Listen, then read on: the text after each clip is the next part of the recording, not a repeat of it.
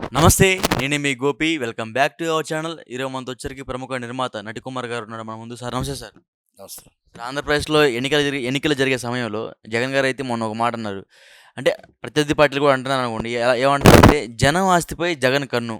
అసలు ఏంటి సార్ అది? ఇప్పుడు ఒకటండి, నేను ఇందాక ఏదో దాని కౌంటర్ ఏదో చూసాను ధర్మాన ప్రసాద్ గారిది. కేంద్ర రాష్ట్రం ఏ విధంగా అనుసరిస్తుందో ఆ విధంగా అనుసరిస్తుందని అంటున్నారు. దానికోసం ఇంకా పూర్తిగా అధ్యయనం చేయలేదు.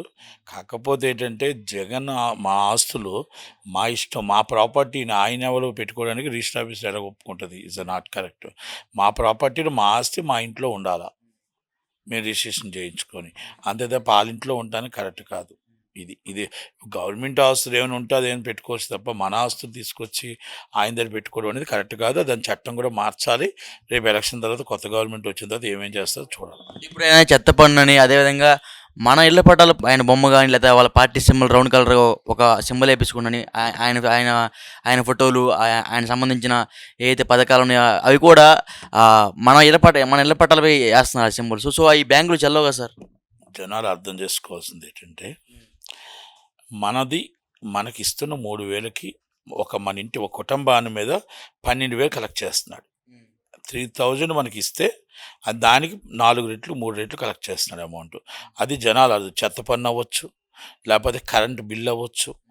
కరెంటు ఛార్జెస్ అబ్నార్మల్గా పెరిగిపోయి కరెంట్ లేదు. ఇవన్నీ కూడా రోడ్లు, చెత్త పన్ను అవ్వచ్చు, మేబీ ఏదైనా అవ్వచ్చు. మందు బిల్లు అవ్వచ్చు, మద్యపాన నిషేధం, సంపూర్ణ మద్యపాన నిషేధం అని చెప్పి అందాక మన దగ్గర దండుకుంటున్నారు. దండుకుంటుంది ఎవరి దగ్గర? మీ అక్క దగ్గర, మీ చెల్లి దగ్గర, మీ తమ్ముడి దగ్గర, మీ తండ్రి దగ్గర. అంటే నా అక్కలు, నా చెల్లెలు, నా అన్నదమ్ములు అంటారు కదా, మరి వాళ్ళ దగ్గరే మీరు దండుకుంటున్నారు. అక్క, ఇదిగో ఈ సంవత్సరంలో మొత్తం టోటల్గా నాకు మొత్తం మద్యపానం నుంచి ఇంత అమౌంట్ వచ్చింది, ఆ అమౌంట్ కూడా మీకే వేసేస్తానంటే బాగుండుగా. నేను ఇలాగే మందు తాగడం కోసం, ఆగటం కోసం నేను చేశాను ఇది. ఈ డబ్బంతా ఇన్ని 100 కోట్లు వచ్చింది, ఆ 100 కోట్లు మీకే వేస్తున్నాను వేసేస్తే. అది మీరు ఎదుటి వాళ్ళని భయపించడం కోసం అంటున్నారు కాదు, దోచుకోవడానికని నేను అంటున్నాను, దాచుకోవడానికని నేను అంటున్నాను. ప్రజలకి ఆశ చూపించి, టింగ్ అని ఆశ చూపించి వాళ్ళ దగ్గర మొత్తం జోబీలు ఖాళీ చేస్తున్నారు. ఇది జనాలకు అర్థమైంది. జనాలు కూడా ఒక వేవ్లో టీడీపీకి మద్దతు పలుకుతున్నారు, కూటమికి మద్దతు పలుకుతున్నారు. కూటమిలో ఎట్టి పరిస్థితుల్లో విశాఖపట్నంలో 34 సీట్లకి 28 సీట్ల నుంచి 30 సీట్లు కూటమి గెలుచుకుంటుంది. అంత కాన్ఫిడెన్స్ ఏంటి సార్? అంత కాన్ఫిడెన్స్ ఆల్రెడీ ఉంది. ఇప్పుడు ఆల్రెడీ పెరిగింది. ఇవాళ 29 నామినేషన్ విత్డ్రాలు అన్నీ అయిపోయాయి. మొత్తం టోటల్గా 29 సీట్లు గెలుచుకుంటుంది. అంటే జగన్ గారు సొంత చెల్లిని ఆ పసుపు చీర కట్టుకొని నువ్వు చంద్రబాబుతో బొకే ఇచ్చినావు అని, అంటే వాళ్ళ సొంత చెల్లిని ఒక చాలామంది ప్రజలున్న సభలో అంత బహిర్గతంగా వాళ్ళ చెల్లిని అవమానకరంగా మాట్లాడుతున్నారు. దాన్ని మీరు ఎలా చూస్తారు? చెల్లికి సెక్యూరిటీ లేదు, తల్లికి సెక్యూరిటీ లేదు, ఇంకా ప్రజలకి ఏం సెక్యూరిటీ ఇస్తాడు?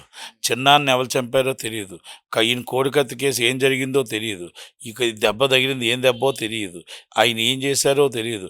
అమాయక ప్రజలు బలైపోతున్నారు. ఇవన్నీ కూడా ఈజ్ ఓటు రాజకీయం అని అనుకోవచ్చు.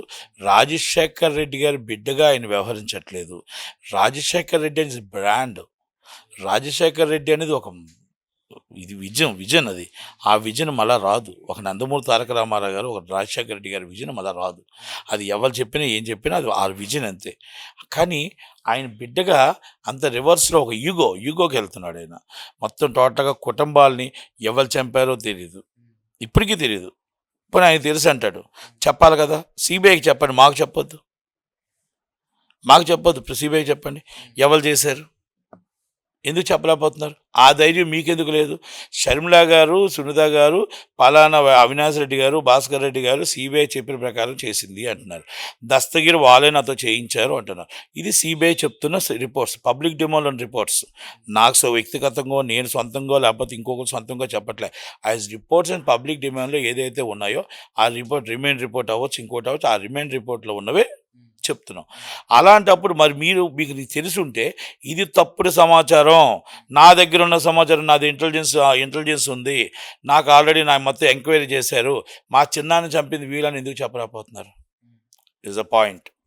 ఓకే. అలాగే మీరు వాళ్ళు చోడవరం వచ్చారు. చోడవరంలో మీరు కొత్తూరు జంక్షన్లో మీరు పెట్టారు.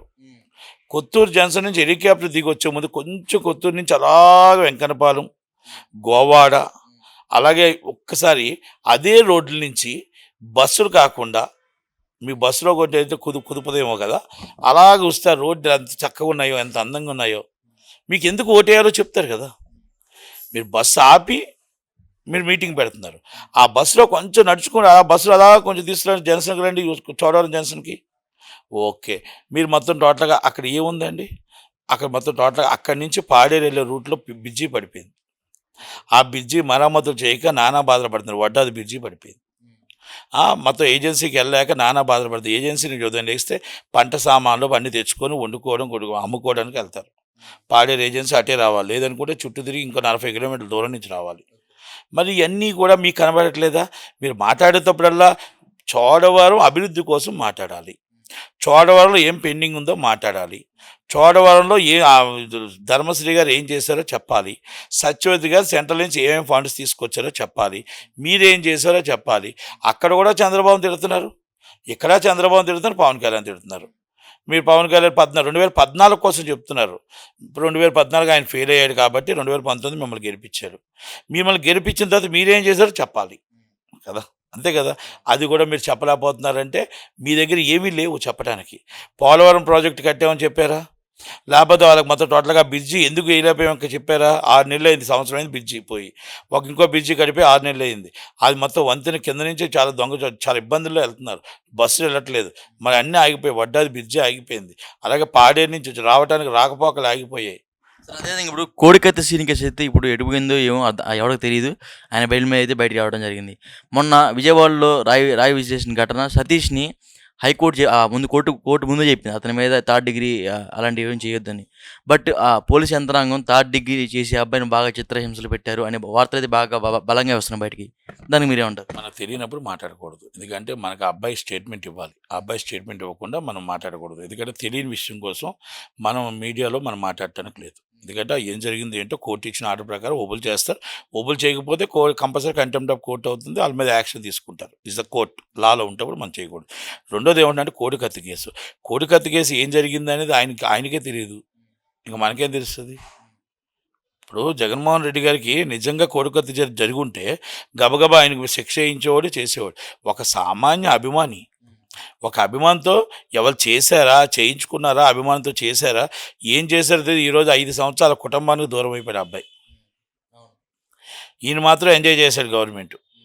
ఇవన్నీ జనాలు గమనిస్తున్నారు కనుక జనాలు అందరూ గమనిస్తున్నారు. అక్కడ ఉన్న మొత్తం విశాఖపట్నంలో మనం టోటల్గా మీరు కట్టుకున్న బంగ్లా తప్ప మనం టూరిజం 32 టూరిజం కారిడార్ ఏమైనా చేసామా, మనం అక్కడ ఏమైనా డెవలపింగ్ చేసామా, అమెరికన్ కాన్సెప్ట్ తీసుకొచ్చామా, సాఫ్ట్వేర్ కంపెనీలు తీసుకొచ్చామా, ఎన్ని నిరుద్యోగాలు మనం ఇవ్వగలిగాం. ఈరోజు నేను ఒకటే చెప్తున్నాను, నిజంగా చిత్తశుద్ధి ఉంటే అది చంద్రబాబు నాయుడు గారు అవ్వచ్చు, జగన్మోహన్, రాష్ట్రంలో నిరుద్యోగ వృత్తి ఉండకూడదు, నిరుద్యోగం ఉండకూడదంటే అన్నీ మీ హ్యాండ్ ఓవర్లో తీసుకోండి, ప్రైవేట్ తీసుకోండి, మొత్తం గవర్నమెంట్ తీసుకొని అన్నీ తీసుకొని ఆర్డర్ ప్రకారం మొత్తం నిరుద్యోగ వృత్తి ఇవ్వండి. ఏ చదువు తగ్గట్టు ఆ చదువు ఇవ్వండి. ప్రైవేట్ ఉద్యోగం, తోపుడు బండి వేసుకుంటే తోపుడు బండి, రోడ్డు మీద బండి పెట్టుకుని రోడ్డు బండి, ఏదైనా లోన్ పెట్టుకొని ఏదైనా ఇల్లు గడుపుకుంటారంటే వాళ్ళకి చిన్న సామాన్లు ఏదో ఒకటి. Government is responsibility. మనిషిని ఖాళీగా ఉంచొద్దు, ఆ మనిషి వల్ల మనకు లాభం వస్తుంది గవర్నమెంట్కి, ఆ మనిషికి ఇంటి ఉపాధి కలుగుతుంది. అలా మనం చేయగలిగిన గవర్నమెంట్ ఏదైనా ఉందా? మీరు వాలంటీర్స్తో వచ్చి మీరు టింగ్ ఇస్తూ ఉంటున్నారు. అదే వాలంటీర్స్లా జాబ్ ఇచ్చారు కదా వాళ్ళకి.